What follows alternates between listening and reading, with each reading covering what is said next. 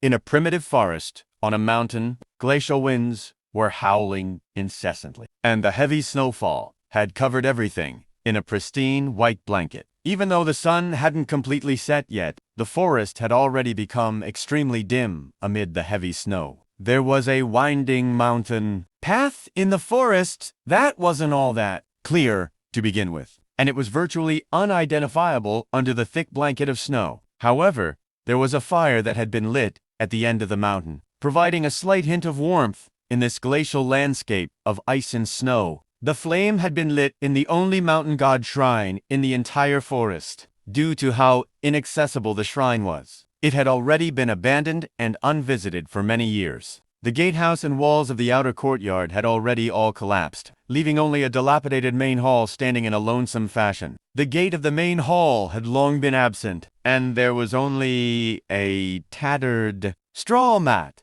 hanging on the doorframe to keep out some of the wind and snow through the holes in the straw. Mat, one could see that aside from cluttered weeds and stones in the empty hall. There was a figure seated with his legs crossed. This was a tall and broad young man in an azure robe, and even though he was sitting on the ground, his back was ramrod straight.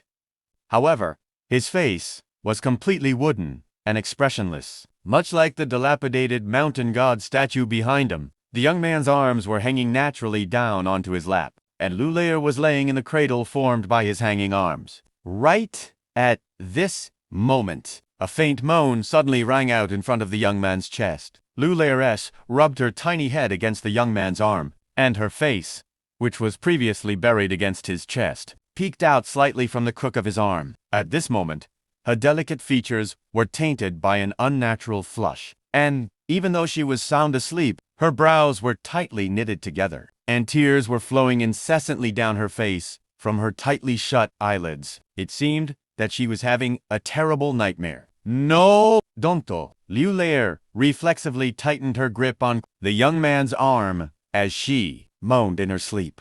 One of her legs had also been kicked out from the young man's arms, and she was occasionally twisting around in a disturbed manner, clearly suffering greatly from whatever it was that she was seeing in her dream. Soon, she buried her face back into the young man's chest. The young man was looking straight up ahead, but he seemed to have sensed the little girl's movement and lowered his head to check on her. A slight hint of confusion appeared in his vacant eyes, but they were still mostly vacant and dazed. Brother. Rock, the little girl continued to talk in her sleep in a barely audible voice. Perhaps it was because the young man's face was being illuminated by the light of the fire, but at this moment, his features seemed to have become softer and more gentle, and there seemed to be an extra spark in his vacant eyes. He remained seated on the ground, but slowly swiveled around on the spot until his back was facing the entrance of the hall, shielding the little girl from the cold wind. He then gently tucked the little girl's leg back into his arms before tightening his embrace around her slightly. The little girl wiggled slightly in his arms and buried her head deeper into his chest, following which her movements gradually subsided, and her breathing returned to a slow and even rhythm. At this point, it was already completely dark outside, and the wind and snow had gradually abated slightly. Halfway up a lush mountain that was over 1,000 feet in height was a cave that stood at over 30 feet tall, and a tall and broad young man was standing with his back facing the cave. Lulair was standing behind the young man with one hand gripping onto the corner of his robe, while the other arm was wrapped around his leg. Half of her face was peeking out from behind him as she cast her gaze forward, and her complexion was a little pale from fear and anxiety. Several dozen feet in front of the two stood a giant gray bear that was over twice the height of an adult human, and it was standing on its hind legs with its front paws raised in a menacing display.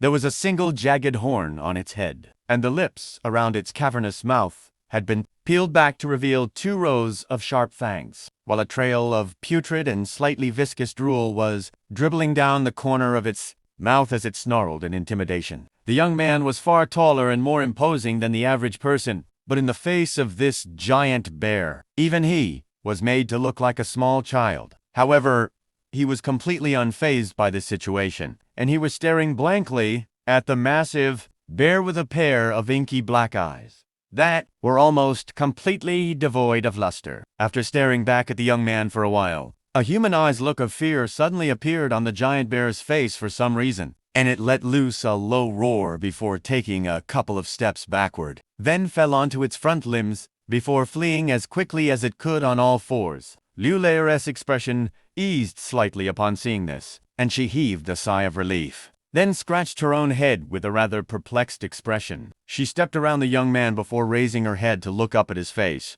but even after staring at his blank and wooden face for a long while, she was rather disappointed to find that she couldn't spot any changes in his expression. Brother Rock, I know you're not an ordinary person. It's a pity that you can't speak. Otherwise, it would be great if you could talk to me. Liu Leier heaved a forlorn sigh that was rather unbefitting of someone of her age, then latched onto the young man's hand before leading him into the cave behind them. The young man didn't say anything, but his gaze fell upon the little girl's delicate hand that was holding on to his own, and he allowed himself to be led into the cave. On a vast grassland, spring was in full swing, and the area was teeming with life. New grass was already beginning to grow, and the unique, refreshing fragrance of grass was permeating across the entire grassland. A little girl, who appeared to be around 8 or 9 years of age, was holding a bunch of thin vines that were riddled with small yellow flowers, and she was straddled atop the shoulders of a tall and broad young man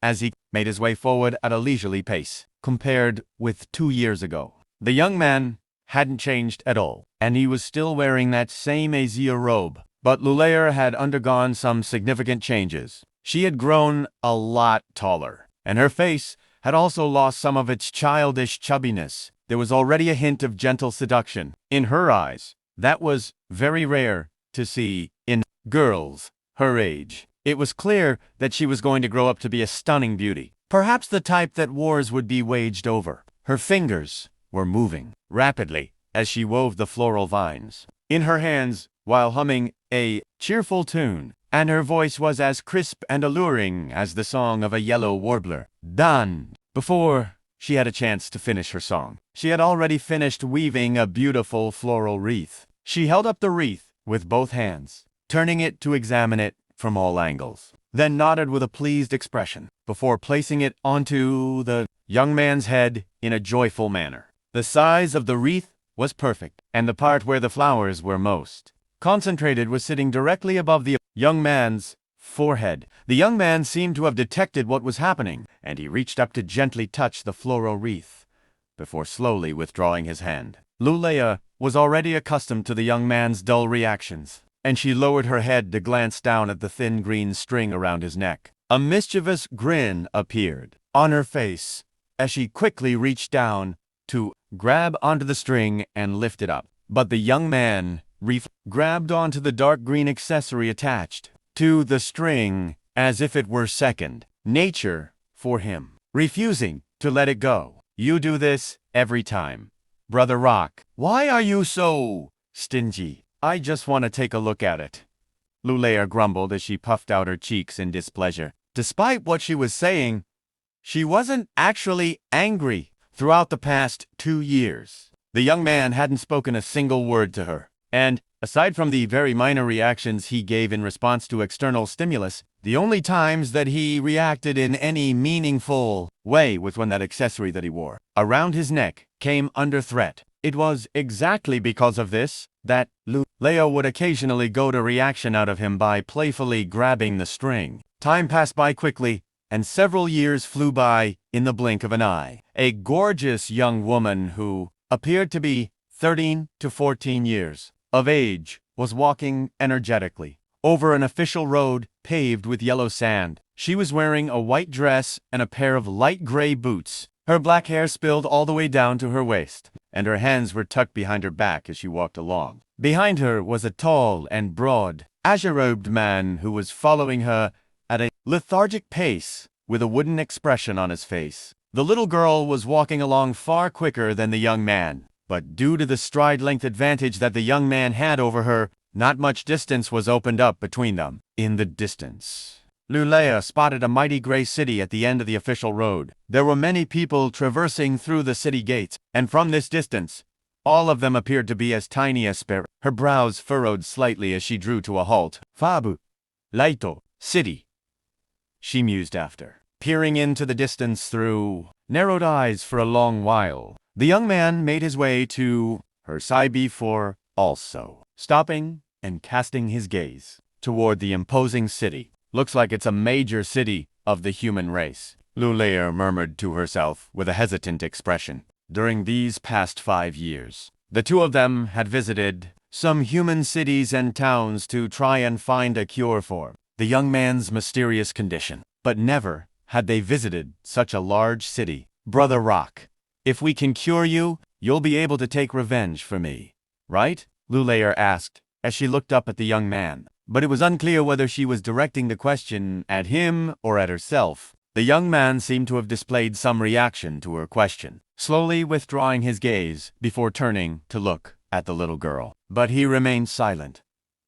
What nonsense am I spouting? No matter how strong Brother Rock is, there's no way he can beat all those bad people in the Bloodsword sect. A depressing thought seemed to have occurred to Lulea, and she lowered her head with a dejected expression. Tears began to flow down her face before falling onto the yellow sand beneath her feet. Right at this moment, she felt a warm sensation on the top of her head. She raised her head slightly to find the young man gently stroking her head with a warm look in his eyes. For some reason, this simple gesture made Lulea feel incredibly at ease, and an indescribable sense of courage welled up in her heart, as if no hardships or obstacles would be able to strike fear into her heart anymore. She wiped away her tears with the back of her hand while latching onto the young man's hand with her other hand, then strode toward the city gate in the distance with a determined expression.